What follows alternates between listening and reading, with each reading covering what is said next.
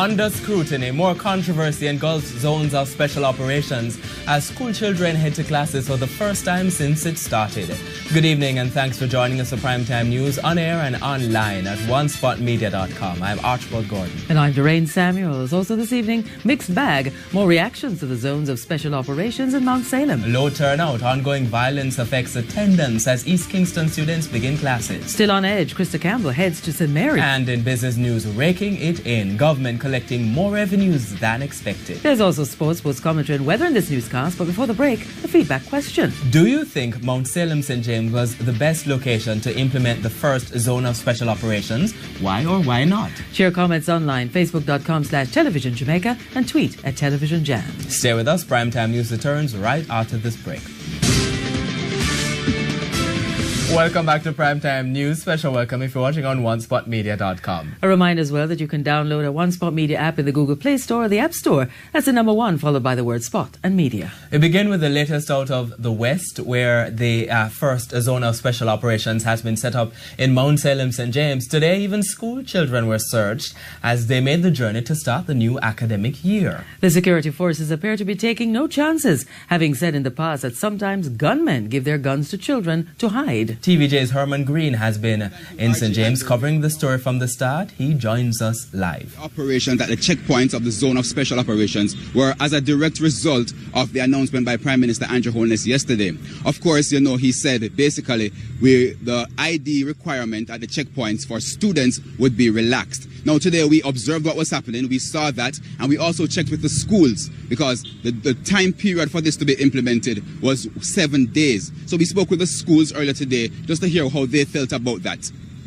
Students leaving home for the first day of school. But it's not like other students' experiences, as here in Mount Salem, the children have to pass through military checkpoints, dozens of soldiers armed with guns.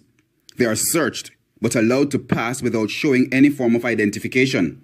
The rule that people leaving the zone must provide identification has been relaxed for high school students for 7 days, within which schools are expected to provide IDs. But is this a realistic request? Principal of the Herbert Morrison Technical High School, Paul Adams, does not think so. The grade 7 students and other students transferred to grade 8, 9, and 10, and the grade 12 students that are not from our grade 11 group, they would not get their IDs until about mid-September because they have to take the photographs in their uniform, and then it comes back in another 2 weeks. He says the school's budget does not allow them to simply respond to the need for them immediately. He says he's yet to get any direct communication from the Education Ministry. He's waiting to find out whether the ministry will make any provision so the school can get the IDs done immediately. Otherwise, he says it will take 2 weeks.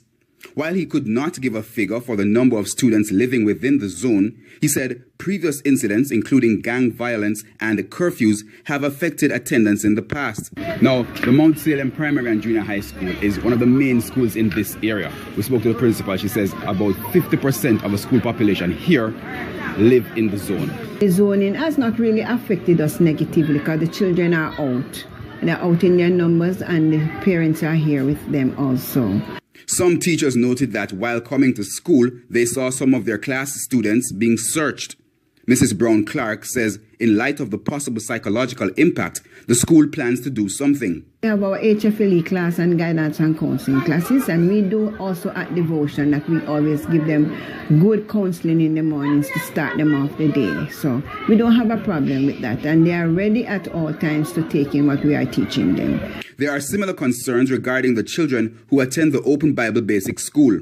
School principal Valerie Clark says there was a full turnout on Monday, though parents said they were late because of the searches.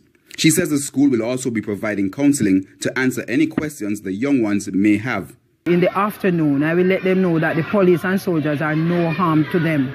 What they are here for is just to protect us all in our community.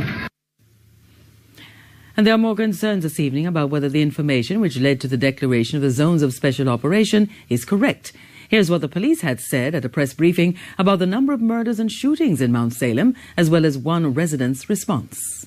In 2014, there were 46 murders recorded in Mount Salem and its environs. In 2015, this rose to 70 murders. In 2016, the figure was 85 murders. So far this year, 54 murders have been recorded. On national TV and tell persons that 54 persons were murdered in Mount Salem. And people in Mount Salem were trying to count and figure out where these 54 persons came from. So, I mean, we are happy that the police are in our community. However, we are wondering, why is it not in other communities that are more volatile? Now, TVJ's Herman Green is part of the team tracking this story. Right, so persons have been highlighting that issue, that they think the zone was wrongfully declared as a zone, the area of Mount Salem. I'm joined now by the publisher of the Western Mirror, that's the newspaper in the western end of Jamaica, Lloyd B. Smith, who says he has information that confirms that the information given to the Prime Minister to declare this zone was incorrect. Mr. Smith, welcome to Primetime News. Thanks for joining us. Thank you very much. All right, first of all, tell me, why do you say this information is incorrect? Well, to begin with, the newspaper that I operate, we have always done a count of all the murders in the parish. We follow that very carefully. And from our own, if you pardon the expression, head count, there was no way, empirically or otherwise, that it could be said that 54 persons were killed in Mount Salem. Now, I need to quickly explain to listeners and yourself that Mount Salem has three components.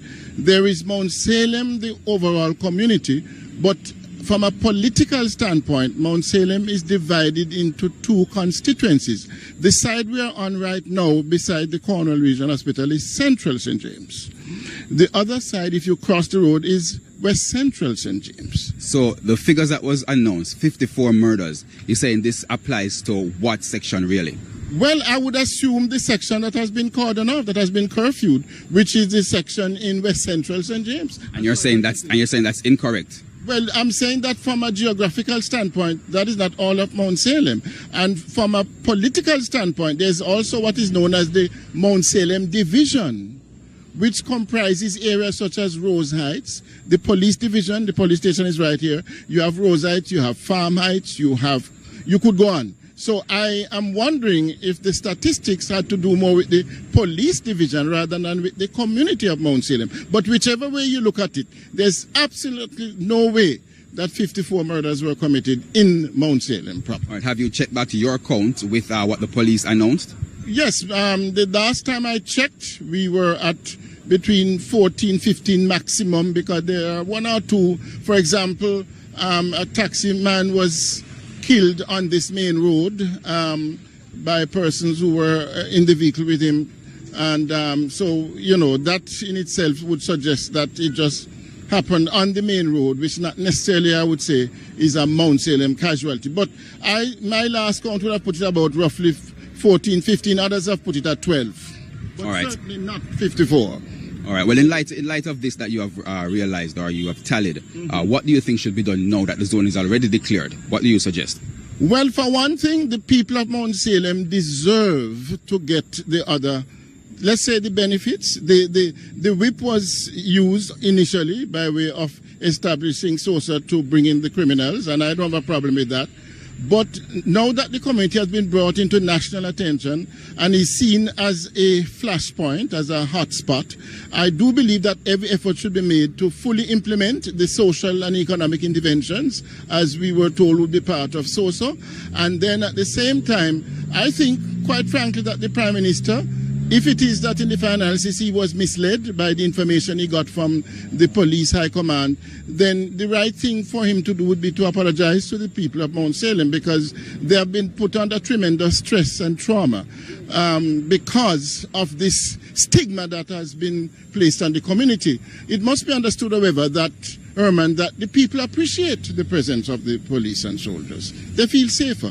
But the truth must come to the surface, and if we are going to be able to effectively deal with the crime situation, then we can't use fake news or statistics that are totally out of whack. It brings into process the whole question of credibility and transparency.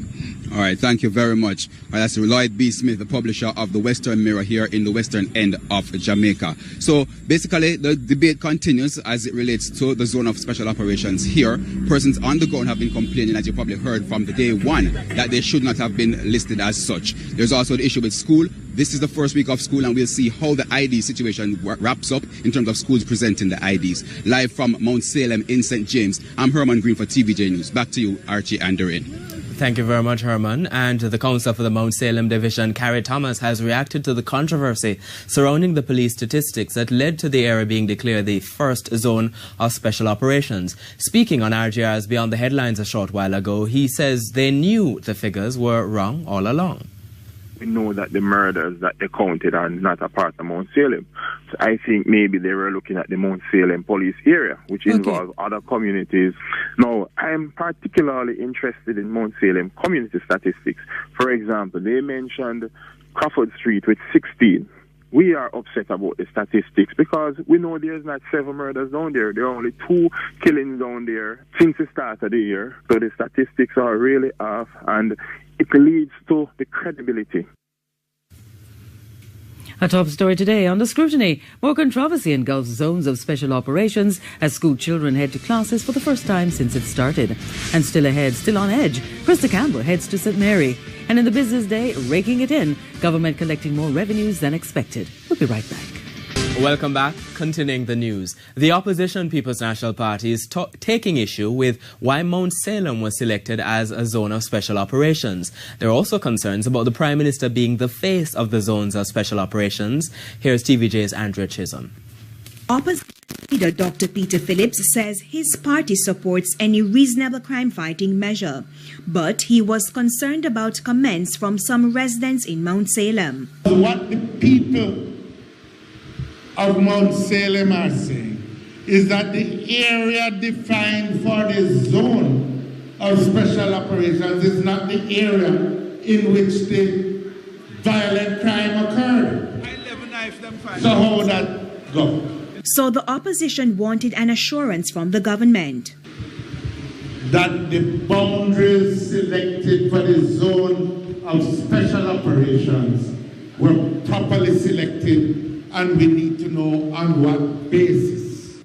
At a press conference on Friday, DCP Clifford Blake explained that there are 12 gangs influencing crime in Mount Salem and its environs, and murders have increased in the area. The opposition leader went on to question other things. And I tell you one more thing we are insisting on, that who must take the lead in these matters, including the